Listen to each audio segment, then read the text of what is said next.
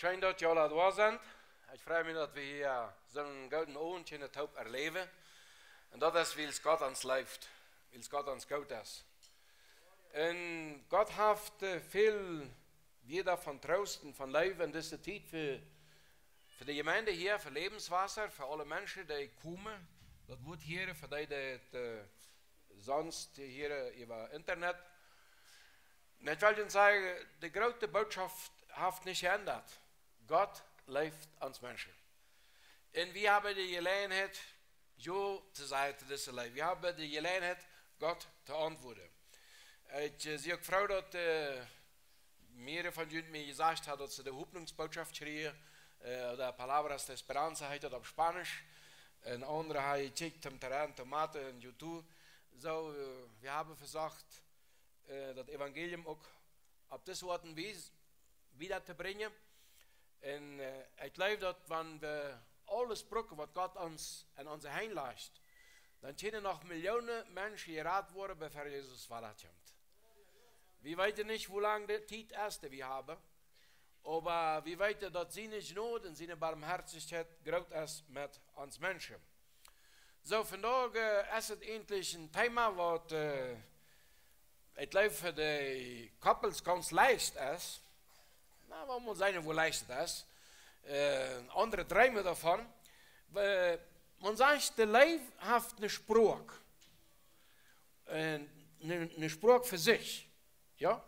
In dieser Sprache ist nicht nur eine, es gibt verschiedene Sprachen. Es gibt einen Mann, viele haben bestimmt das Buch gelesen oder im Internet das gelesen von Chapman. Der hat gesagt, es gibt 5 Sprachen von dem Leben.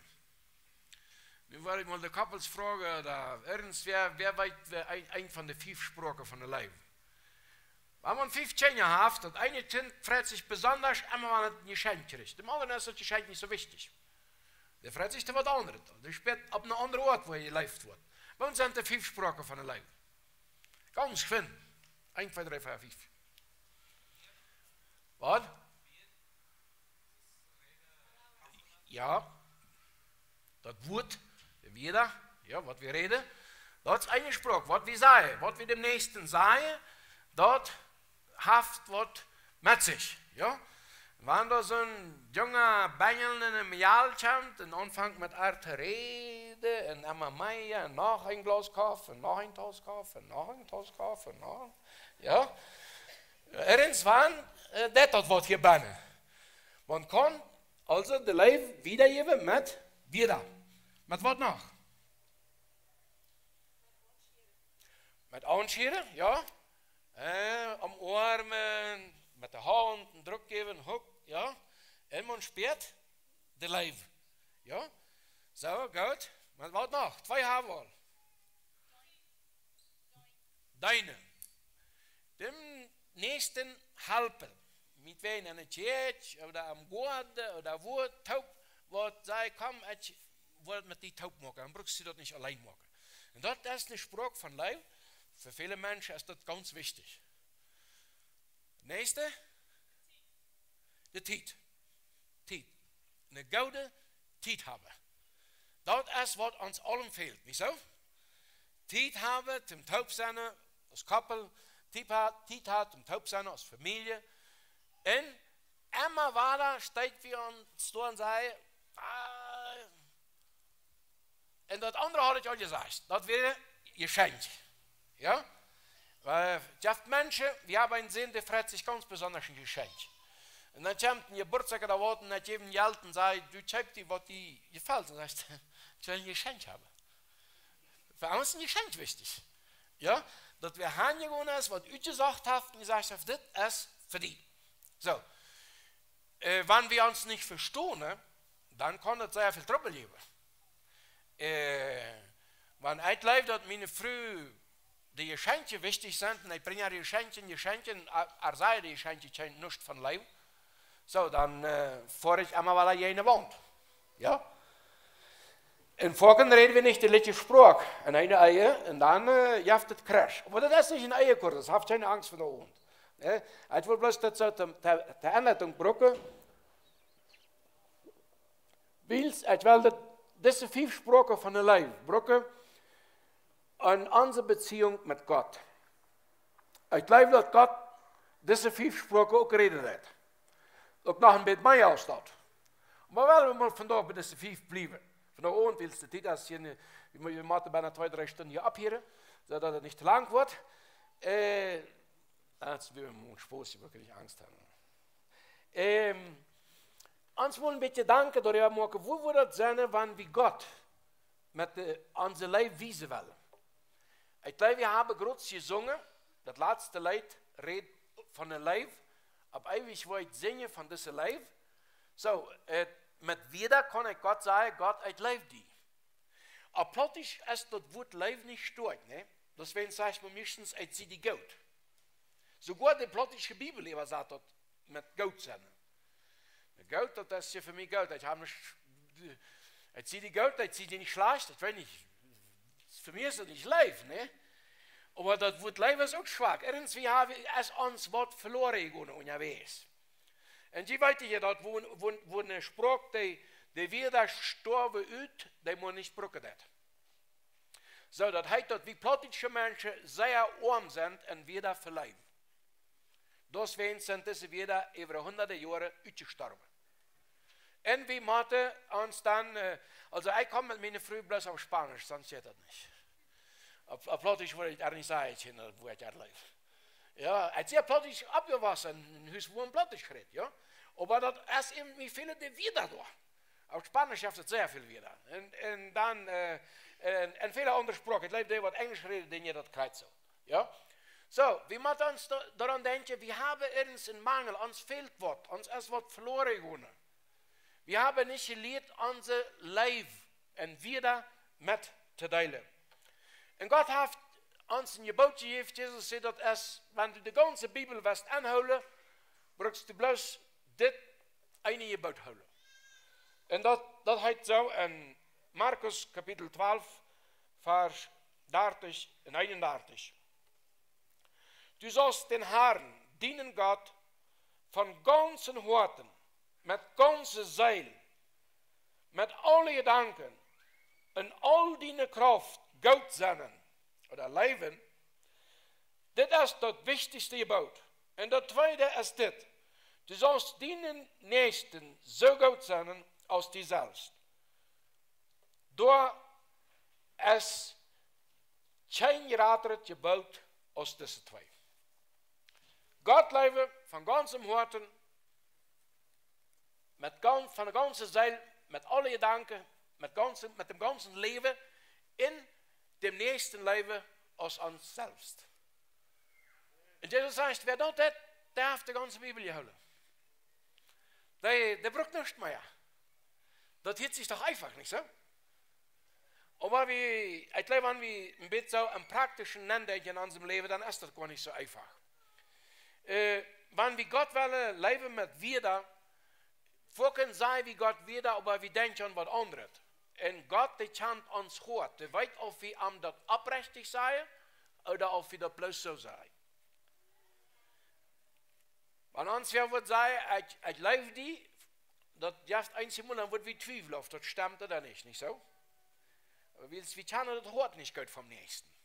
Aber Gott kann uns hören. Und Gott weiß, wenn ich singe, ich lebe die für die ganze Ewigkeit. Gott weiß, als ich das vom Wort am sei, dass ich am Leben da, oder als ich das bloß sei, will es das irgendwie festgeschrieben hat. Weißt du, das ist ein großer Unterschied. So, wenn wir können Gott mal frei sein, wo sehr wie am Leben, dann auf einmal kann das am Singen sein, das kann am Gebet sein, mit dem Verstand sagt das, hier von der Seele, vom Gefühl her, und mit unserem ganzen Gefühlchen, wie Gott sagt, dass wir am Leben. Gott lebe mit wieder, das wird es mächtig. Und immer weil sagen mir die plötzlichen Menschen, ich tue nicht von Jesus zu den Menschen reden, ich tue dort mein Zeugnis verleben. Aber weißt du was? Die Stammzeugnisse von uns Mennoniten haben dort gemacht, dass uns wenig spanische Gemeindes existieren. Weil man kann nicht Zeugnis geben, bloß mit Stamm sein. Das stimmt, dass wir das Leben sehen, aber das auch aussprechen. Was wir aussprechen, hat eine Kraft. Das Schlechte und das Gute. Die Bibel sagt, dass Gott in unserer Zunge Leben und Tod eingelegt hat. Gott hat die Welt geschaffen mit seinem Wort. Und als Jesus auf diese Erde kam, Jesus ist das Wort. So, wenn ich mit meinem Müll ausspreche, dass ich Gott, ich lebe die, ich sehe die Gott, das ist ein Wort, das spreche ich aus und das hat eine Macht. Das hat eine Kraft an sich. Das ist ein Bekenner. Ich sehe Gott gut. Das kann man auf viele Orte tun. Aber es ist wichtig, dass wir dort eiven, sonst wird uns das immer schwandervoller. Gott hat sei, dass wir am Leben. Er hat uns das zuerst gesagt, dass er uns lebt. Er hat uns gesagt, dass er uns mit ewigem Leben gelebt hat. Und die Bibel sagt noch mehr. Die Bibel sagt uns, dass Gott selbst Leben ist. Also ohne Leben jetzt überhaupt gar nicht in den Himmel zu kommen. Das ist ganz allmählich, will Gott als Leben. Ich weiß nicht, was für eine Wieder du brauchst, um Gott zu sagen, wo du am lebst. Von klein habe ich viel Pflichten gehört. Und ich weiß, dass wir plötzlich viel wieder zum Pflichten haben. Und dort kommt dann Spanisch, Englisch, Russisch, alles mit Taub. Aber vielleicht haben wir nicht so viel wieder geholt. Das meint, dass wir sind sehr einseitig am Grohe vor. Ja? Und wir müssen versuchen, auf den Weichschnapp zu kommen und uns das lehren, Gott zu sagen, die Ehepartnerschaft, die Couples, einer dem anderen zu sagen, die Kinder das lehren, und das zu sagen, dass wir an leben. Mit unserem Wort. Was wir aussprechen, hat eine Kraft. Wenn wir das Weise aussprechen, das hat auch eine Kraft. Und wenn wir Leben aussprechen, das hat eine große Kraft. Das andere ist Zeit mit Gott. Das ist auch ein Spruch von Leben. Ja, wir haben alle Druck. Oh, aber wir sind mit meinen Freunden, sie hat das erscheint hier in der Lijn vor im Korridor, und sehen, was alles gemacht wird, und im Hintergrund der Boy, das ist ein Film von uns. So schmeckt es dort hier alles, und da wird oben sehr Plaza 1, und Plaza 2, und Plaza 3, und hier und da wird gebüht und geschauft. Aber sehr. Das ist Geld. Woher das Geld? Das ist nicht was Schlechtes. Ich hoffe, es ist nicht schlecht. Das ist Geld. Aber wenn wir so sehr schaffen, dass wir für Gott nicht mehr die Zeit haben, damit am Spazieren, dann würden wir das übertrieben haben. Nicht so? Gott wird jeden Tag mit uns Zeit haben. David, der Kunde, der hat auch sehr Druck. Das war ein Chinese, und der musste im Kirch treten, der musste tausende Probleme am Land lesen, der musste das und der musste chanten, der hat an seine Familie viel Trouble. Und mit all diesen Problemen sagt er sich immer weiter Hand und schreibt und sagt, Gott, ich liebe dich, und ich lobe dich, und ich preise dich, und ich ziehe dich gut, Gott, und ich will dich immer loben. Das wird wunderbar. Er kann das tun. Er nahm sich die Zeit dazu. Er hat auch sehr Druck, aber er nahm sich die Zeit. Und man redet davon, dass man eine gute Zeit sich soll nehmen, um mit Gott spazieren. Weil es wenn ich nur diesem Programm nicht in ein Haus vor und dann im Bad will mit Gott spazieren, meistens schafft das dann nicht. Weil es dann im halben Gebet fängt einer an zu schnurchen. Ja? Das ist nicht eine gute Zeit. Stell dich mal vor, als Couple sind getaubt und dann im Baden, dann der eine will dem anderen noch was sagen und dann, ja, oh, war das Geld angekommen? Ja, und was sagt Gott von uns? Oh, bei meinem Kind, das ist mir gut, das lebt mir, das schläft an, wenn er mich spaziert. Also, eine gute Zeit. Eine Zeit, wo wir gemütlich mit Gott spazieren, wo wir das genießen. Das braucht nicht immer so sein, dass wir uns das vorstellen, dass es eine Church. Wenn du machst jeden Tag eine Stunde auf Arbeit fahren, oder eine halbe Stunde eine Kurs zetten, dat is een gouden tijd met God spazieren. En de kerk is een gouden tijd met God spazieren. Weil man aber ranch ist. Irgendwo. Aber wenn wir uns das nicht vornehmen, ich will eine Zeit mit Gott haben, dann vergeht eine Welt und noch eine Welt. Und wenn wir von da mal wieder abrechtig hier und wurde, wann wir das letzte Mal, dass ich eine schöne Zeit mit Gott hatte, ich wollte leider nicht fragen, ja? Wie vielleicht wird einer oder dem anderen das ein bisschen zu sein, auf dem Foto klingt sein. Weißt du, Gott lügt nur. Gott lügt nur, dass wir kommen sollen und mit ihm eine Zeit haben. Eine Zeit einfach zum Spazieren. Das kann Bibellesen sein, das kann Beten sein. Lass schreibt mir, warum das du nicht mehr beim Beten die Augen zu machen, wegen dem Programm Hoffnungsbotschaft. Der Trouble ist, dass schon die Augen zu machen, das Spanische, das ist auch im Facebook, und das ist gefilmt. Das schon die Augen zu machen, wenn ich mal ja in 1 Sekunde das abhört, weißt du. So, der Autofahrer, der Chorfahrer, würde ich sagen, wenn ich beim Fahren bete, dann dort nicht die Augen zu machen. Dann kann es Trouble geben. Ja? Weil die Bibel sagt, ab Chinesisch steht, dass wir sollen die Augen zu machen zum Beten. Das haben wir uns mal nicht gedacht. Das ist vielleicht nicht was Schlechtes. Aber Folgen halten uns dort zum Konzentrieren, ich glaube das auch meistens. Ja? Aber davon ist nicht aufhängig, ob du eine gute Zeit mit Gott hast. Du kannst mit offenen Augen mit Gott reden und eine gute Zeit mit Gott haben. Okay? Scheinbar ist es, wenn wir die tätig haben, allein beim Kaffee trinken und so weiter. Aber wenn das nicht bei aller Familie ist, mehr ist, in vielen wird dann ab. Seht ihr eine gute Zeit mit Gott am seine Stimme hier, was er gleich wird, was er will, dass er uns in seinem Wort wiesen kann, dass er uns durch seinem Geist uns reden kann, dass wir am sein können, was uns geht, für was wir vielleicht Sorge haben oder was wir Druck haben, dass er uns helfen wird. Einfach diese Zeit mit ihm zu haben. Das andere ist Geschenk. Komm und Gott wird schenken. Gott ehnt die ganze Welt. Er hat diese Welt geschaffen. Sehen wir, Gott wird schenken. Und das gibt Menschen, denen fällt es sehr schwer, ein Geschenk anzunehmen. Ich sehe über Jahre, wenn ich meine Eltern besitze, und dann mein Vater will was schenken, dann sage ich, wie viel hat die das gekostet? Aber er will sich nicht schenken. Alles soll betont sein. Nicht schenken. Und weißt du was, im Leben müssen wir lernen, Geschenk anzunehmen und Geschenke zu geben.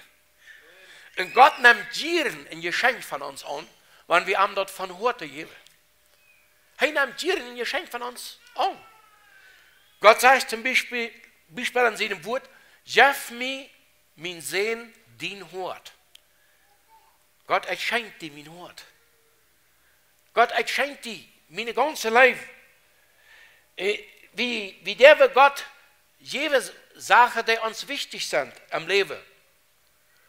Abraham, wir bereit, seinen Sehen Gott zu schenken. Und als Gott das sagt, dann sieht Gott nu weiter, dass du wirklich lebst. Nu weiter. Nu weiter, dass du wirklich lebst. Wie sei wir bereit, das Beste zu geben. David, als der reinmacht vom Tempel, Gott sagt ihm, du hast so viel Blut an deinen Händen, du darfst mir nicht in den Tempel bauen. Das hat David weilläufig. Aber er sagt, Gott, wenn ich den Tempel nicht bauen darf, dann würde ich alle taub holen, dass man sehen kann, den Tempel bauen. Das hat alle Recht ist. Und dann gab er viel. Nicht bloß von dort, was das falsch gegeben, sondern von seinem einen gab David sehr viel. Und ich glaube, wenn wir von heute geben, wenn wir hier Gott was geben, bei den Juden wird es so, dass sie den ersten sehen, dem Herrn werden. Ja? Anna, der wird mal dem Herrn den Samuel. Er hat so daran gebeten, Gott, gib mir ein Kind. Wenn du mir ein Kind gibst, dann wird das die deine. Ich will die das Kind geben. So, wenn wir Gott was schenken, was uns ganz wichtig ist, Das kann wat Großes oder wat Kleines sein, das macht Gott keinen Unterschied. Aber er freut sich, wenn wir ihm was schenken. Und er beschenkt uns ja auch. Er hat uns die ganze Erde geschenkt, das Leben, die Natur. Er schenkt Milliarden von Blumen jeden Tag. Von dort sind sie da, morgen sind sie was. Gott ist so reich, er kann uns jeden Tag beschenken. Und das ist so gut, wenn wir ihm sagen, Gott, ich liebe dich. Und das ist für dich, mit viel Liebe von mir. Wir können Gott unsere Leibweise, wenn wir ihm dienen. Es gibt so viele Dienste, die man tun kann, die vielleicht von Menschen nicht angesehen sind. Aber Jesus sagt mal, was ich getan habe, an einem von diesen geringsten, von den kleinsten, das habe ich mir getan. So, wo ich mit den Menschen umgehe, die Ram sind, die traf, wo ich den anschaue da, ob ich bereit sie wenn's einmal an die Augen zu schauen, oder bloß rauf zu schauen, mein Wasch vorbeigehe. Weißt du, wir können so viel Dienste tun, folgen als ein Hook mehr als eine ganze Predigt. Es gibt Menschen, die haben viel Predigten gehört. Aber die haben noch niemals gesperrt, dass jemand an gesagt hat, hey, gut, dass du da bist. Ich freue mich. Und ich habe ein Zeugnis von einem jungen Mann in Platitschen, in Paraguay. Für viele Jahre predigt ich mal da an dem Dorf, wo ich wohne. Und er sagt, nur die Predigt habe ich ein Hock gegeben. Und als er nachher mal im Trouble wäre, dann sagt er, komm einer an und sagt, help. Weil er kann immer daran denken, dass ich einmal für Jahre einen Hock gegeben habe. So, er sagt, help, und er leitet von dort Tag eine große Mission in Paraguay. Aber dort wird das Wichtige für ihn gewesen. Er kann das Evangelium, er kann die Bibel. Aber er braucht das irgendwie sperren. Irgendjemand auf diese Erde, für den sie jetzt, was so viel wird, dass er kann an den Arm genommen werden.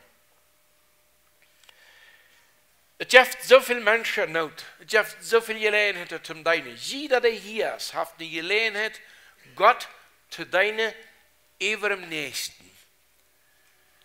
Wir sehen hier Gott nicht so mit unseren Augen, die meisten wenn es nicht so. Ich habe ihm niemals so gesehen, als ich habe dort, was die Bibel sagt, mit meinen menschlichen Augen. Aber Gott sagt, gut, wenn je mir wollen leben, wenn je mir wollen was Gutes tun, dann tut er am nächsten, dann habe ich mir das getan. Ganz einfach. Ja? Bloß sonst ist folgend der nächste Tag gar nicht so möglich, wenn der da bezieht ist und dem was fehlt. Ja? Das Oma, das soll man lieber arbeiten gehen, das soll man lieber das tun, das soll man lieber jamt. Ja? Wie weit dann immer viel zu sagen, warum die anderen Menschen so arm sind und wie das so gut haben. Aber Gott fragt gar nicht, warum die arm sind. Gott sagt dem richtigen Jüngling, bloß go hin, verteilt, und dann kommst du ein falsches Minot. Dann hast du eine Stadt im Himmel. Ja? Das wird ein Titel sein, dass er am mehr lebt, als alles, was er hat. Und dort kriegt wir nicht den Fall. Dort kriegt wir nicht den Fall. Der richtige Jüngling wird nicht bereit, weil er lebt in Wirklichkeit. Er hält die Gebote an, er wird ein sehr frommer Mensch. Er wird, wie sagen wir, ein sehr guter deutscher Mennonit. Ein sehr treuer Kirchengänger. Aber sein Hort hängt mehr an dort, was er geschafft hat, als an Gott. Wie es Jesus am Vater vorgestellt, was du wirklich in steht im Himmel. Kein Problem. Alles, was du hast, verteilt und dann fällt es mir nur. Und dann bei der Frieden. Ging traurig was. So, seine Leib in Wirklichkeit wird ihm Geld, nicht zu Gott. Seht ihr das? Und dort schickt Jesus an. Er schickt uns Hort an und er sieht, ob wir am wirklich leben. Oder ob wir das nur so tun, als wenn wir am leben. Wie der auch Gott berühren. Und das ist ein Punkt, wo wir dann mit Angst anfangen zu kriegen. Ja? Wo kann ich Gott antworten? Sicher kann ich Gott nicht so mit meiner Hand antworten, dass ich den nächsten anführen kann. Und doch, können wir Gott berühren. Wir können an seine Jenwurden kommen und sagen, Gott, hier sehe ich will dich sperren. Und wenn du im Gebet bist, wie Gott und mit am Spazieren bist, auf einmal meinst du, Gott ist da. Du kannst das sperren. Er ist da. Kreuz ist die ganze, die da gewesen sind, mal bei einer Heizerie, ich weiß nicht, ob sie mal gewesen sind, dass ja viele Menschen das auch praktizieren, und da stellen sich die Hohe ab. Du meinst irgendwo, ja, dann manchmal im Jail hier, jetzt wird das hier nicht, jetzt wird, stammt hier nicht.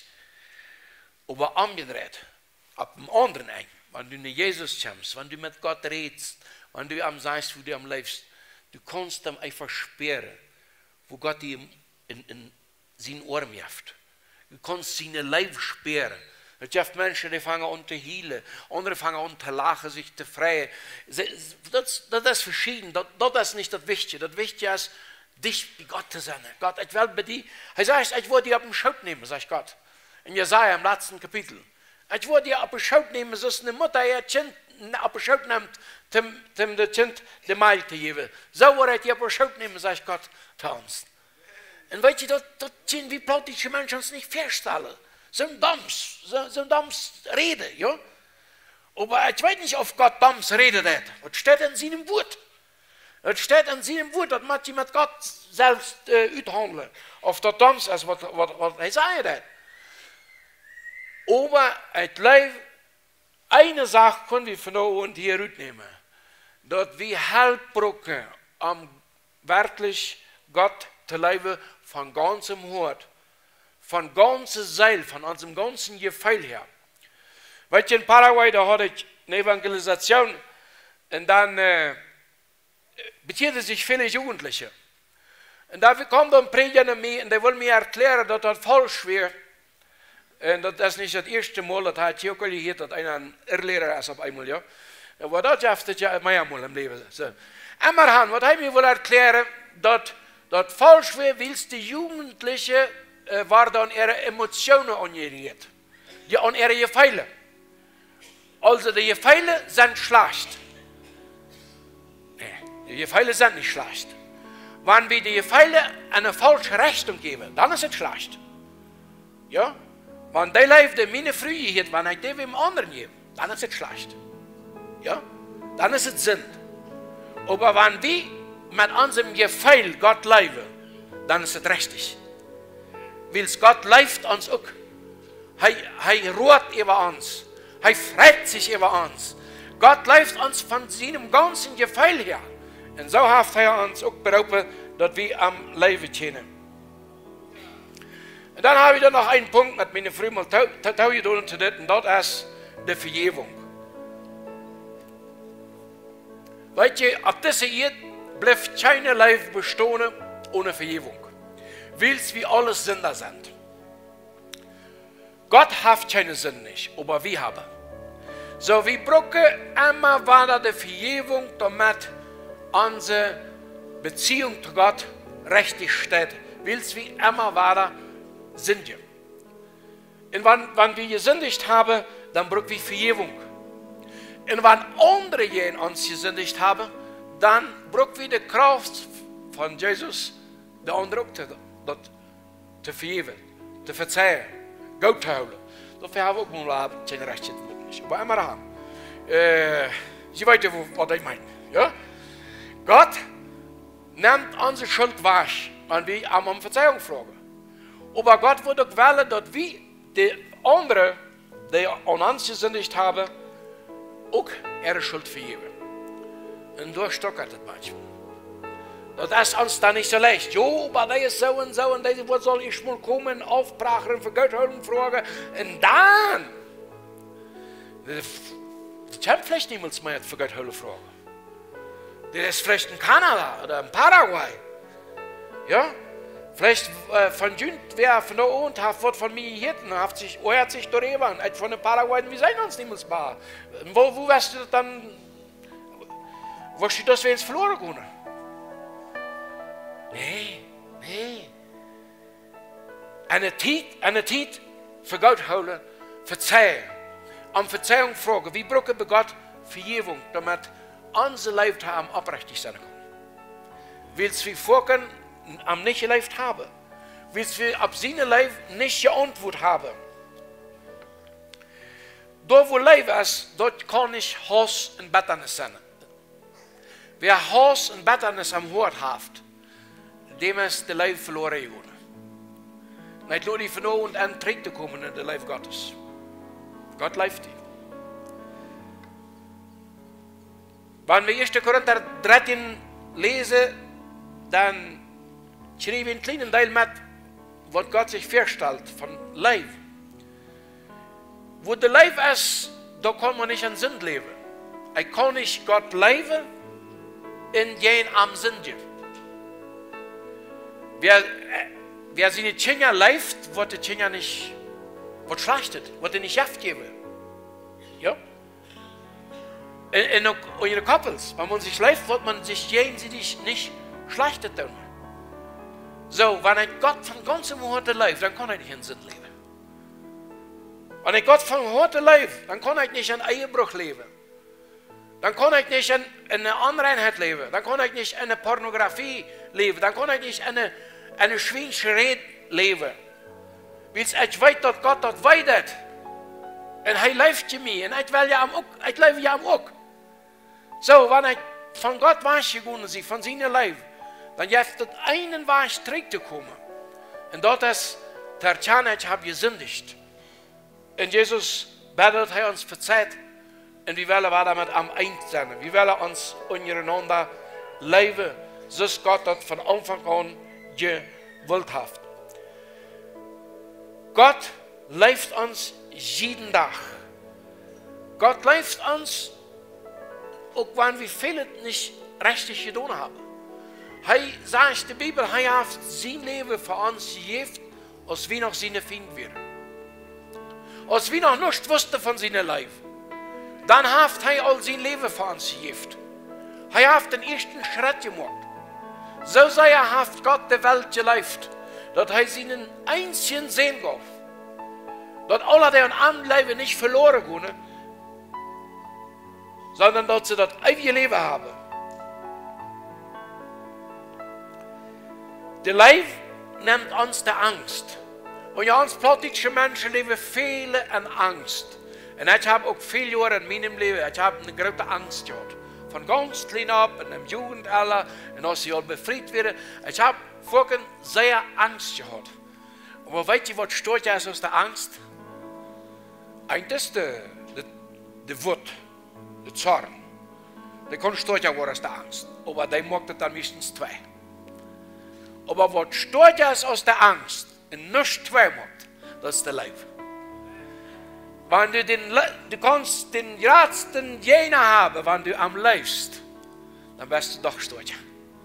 Dann bist du stolz aus einer Punkt 50 Kugel, der sie jeden fordert hier ins Wohl. Ja, der Leib ist stolz. Der Leib ist stolz aus der Tod. Der Leib ist stolz aus Bitternis, aus Hass, aus der Religion. Der Leib ist das Mächtigste, was Gott uns gegeben hat, weil Gott ist Leben. Und wenn wir leben, dann kommen wir mit Gott an seinem Plan an, dass wir am liegen. So, wo steht es zwischen dir und Gott? Zwischen mir und Gott. Ist der Leib warm, kann man dort sperren, dass wir uns gut sind? Oder ist das so ein bisschen kalt geworden? Ein bisschen getrant. Dann wird von da vielleicht eine gute Gelegenheit sein, von da und ganz bestimmt, zum sagen, Gott, ich komme drin in dich. Ich habe gesündigt und mein Hort ist kalt geworden.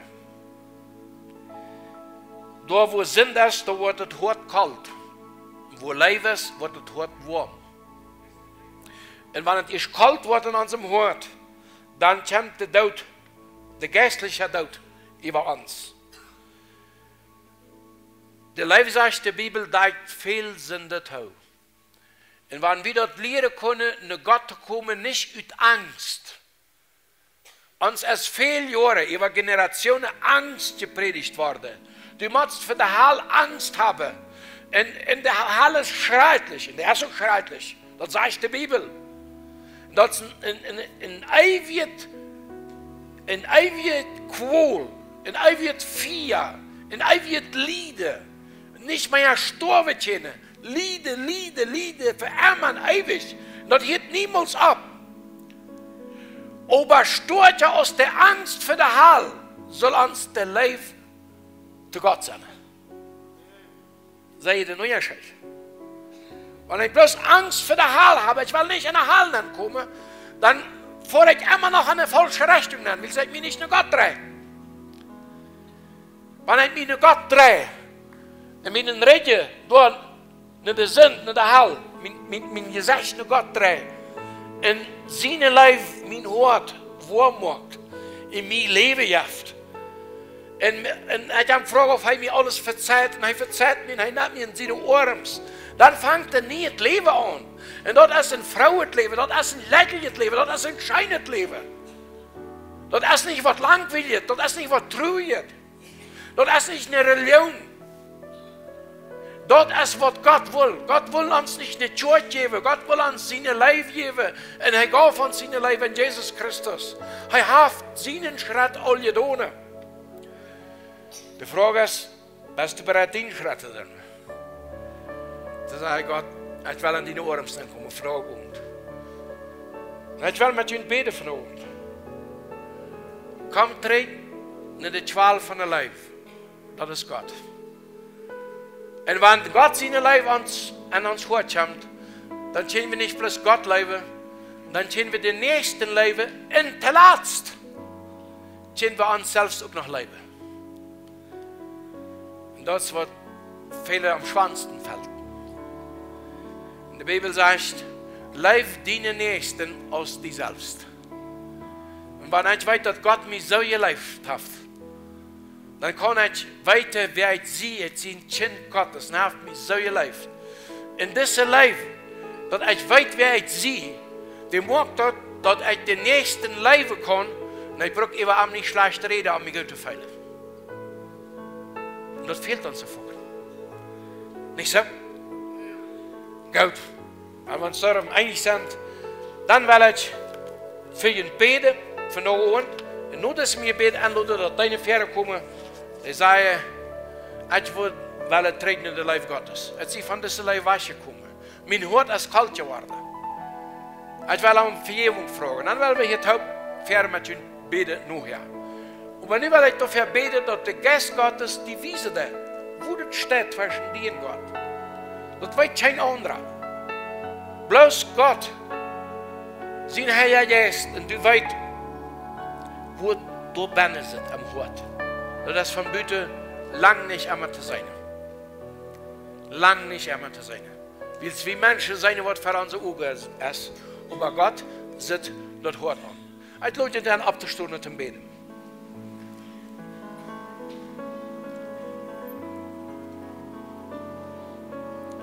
Uns Vater im Himmel, wir kommen zu dir im Namen Jesu.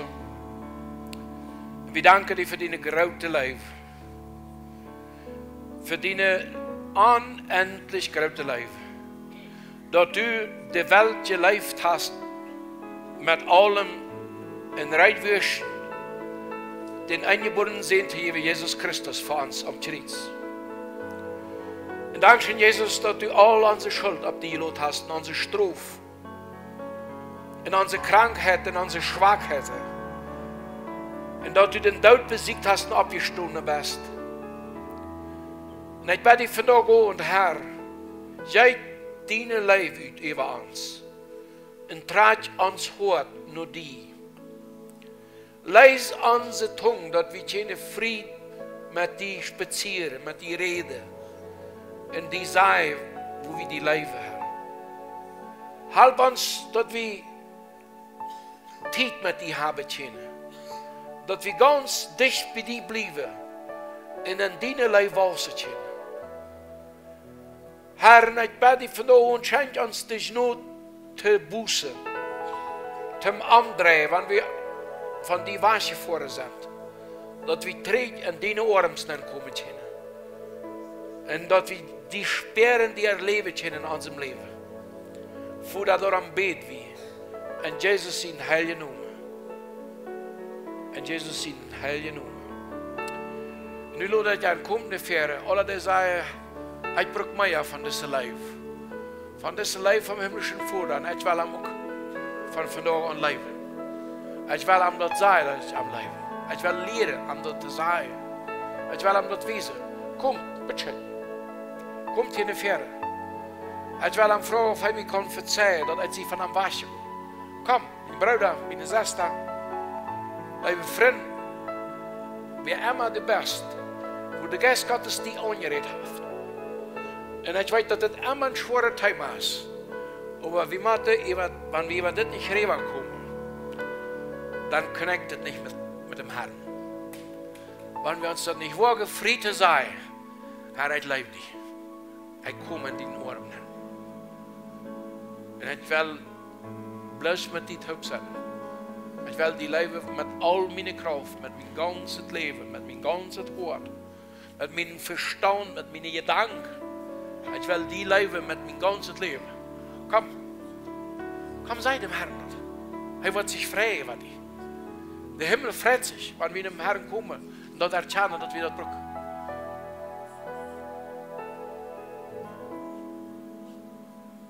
Jugendliche kommt, ja, das Wort so kalt wird.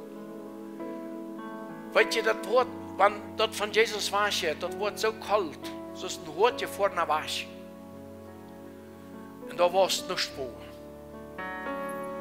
En wanneer ons woord koud geworden is, wanneer de leven gestorven is, dan kwam van nou naar Jezus. Hij laat de doodje opstaan. En hij geeft dem kalden woord, waar dat frische leven. Het woord wordt warm, het vangt om te schluiten. Kom. Ik loop ook de gemeente, je Schwester aan. Wer sagt, ik zal endlich terugkomen. Ik sper dat als bij mij kalt wordt. Kom naar Jezus. Papa, Mama. Jugendliche. Kom naar Jezus. Je länger wir in den Church zitten, desto grater ist dir vor, dass uns Wort nicht mehr vier kriegt. Dass wir uns aufgekopselt haben. Wir weiter alles am Kopf. Aber hier in der Brust ist es ladisch. Und alle, die hier von uns sind, die weiter viel am Kopf.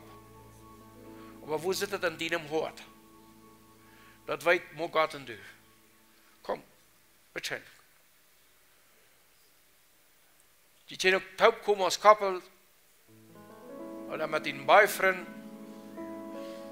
allein. Vielleicht steht es den anderen und den Siegstätten und sagt, ich will mit taub gehen. Ich will mit dir taub gehen. Wir brauchen dieses Leben. Wir brauchen das für uns Leben. Das Leben ohne Leben ist ein besseres Leben. Ein hartes Leben. Und wir schauen uns alle Wehen an, wir tun uns jenseitig weh. Und wir gehen verbessert durch im Leben. Es hat so viele verbesserte Menschen hier sein. Verbessert gegen Gott, verbessert gegen den Nächsten. Und das ist, wenn der Leben mit dem Hort gestorben ist. Aber wenn du von da und sagst, Jesus, komm in mein Hort, dann sagst du, Leben, der Leben, Gottes Leben. Ich lade das Leben an mein Hort. Ich lade Gott seine Leben an mein Hort. Und dann wordt niet geboren, wordt fijnend, wordt levenhaft, wordt levenhaft. Das Christenleben ist nicht bloß über Gut und Schlecht, über richtig und falsch. Das Christenleben ist über Leben und Tod. Ohne Leben, Tod. Mit Leid, Leben. Das geht am Leben und Tod. Alle haben wel veel falsch gemacht und andere richtig. Aber nicht alle haben das Leben. Als wenn der Leben nicht am Mord ist, dann ist kein Leben mehr. dan is het dood. Nog weer komen wel. We willen hier met de torpeden die hier in de ferie gekomen zijn, aber wenn du durch stehst und kommst, ich lade dich an. Wog diesen Schritt einfach zu bekennen, ich will Gott leben. Das ist es, wenn man auf der Chast öffentlich sagt, wir sind befreit, wie hier in Taub für das Leben. Für die ganze Versammlung. Wir brauchen nicht Pflicht an Strafe. Ich brauche nicht mit Gott nicht Pflicht strafen. Ich kann für alle mich anstellen und sagen, ich habe mich entschieden, mit Gott zu wohnen. Und in der Bibel sagt, wer mich bekannt für Menschen, dem wo ich bekenne für meinen himmlischen Vater. So, mach einfach eine ganze Sache. Brech den Tun derste, die hält. Sag, Herr, ich brauche das. Ich will von dir leben. Da die Bete kennen, bet all dem Herrn. Sei dem Herrn dort, was du in deinem Hut hast. Das ist ein ganz besonderer Moment. Der Geist Gottes ist hier. Und ich weiß, dass das ein Kampf ist. Willst du bei so viel sagst, nee, das brauchst du nicht. Was du hast, das ist genug. Und der Verstand, der jetzt jenem Geist Gottes. Und damit wir den Glauben einschalten und sagen, ich lebe Gott mehr aus meinem Verstand. Ich lebe Gott mehr aus alles, was ich belebt habe. Ich lebe, dass Gott der einzige Weg ist, in der seine Leben, dass ich kann gerettet werden. Es gibt keinen anderen Weg als Jesus Christus. Komm. Wir wollen dann beten hier führen. Wir wollen auch Gelegenheit hier einzeln zu beten, für die, den je beten brauchen. So ich lade dich an, einfach zu kommen.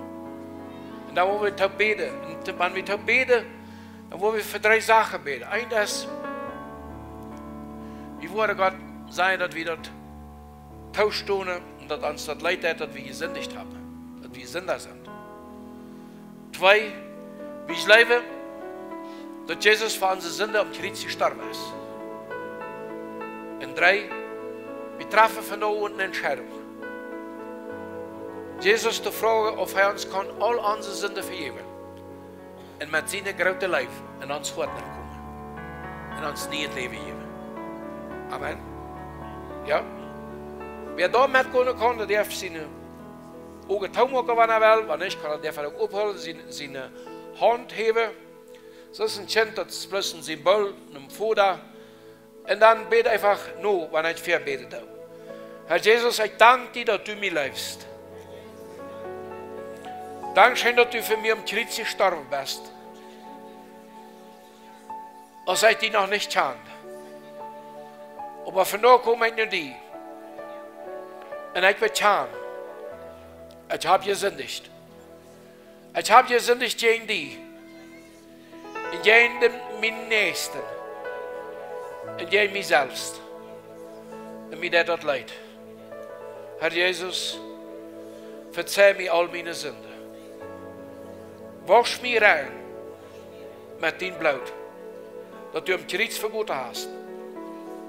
Und ich lade dich an, Herr Jesus. Komm in mein Hort mit deinem großen Leben und schenk mir Leben. Schenk mir dein Leben. Liebe mich, wo ich die leben kann und den nächsten leben kann. Und mich selbst leben kann. Dort bete ich vor, an Jesus in heiligen Namen. Amen.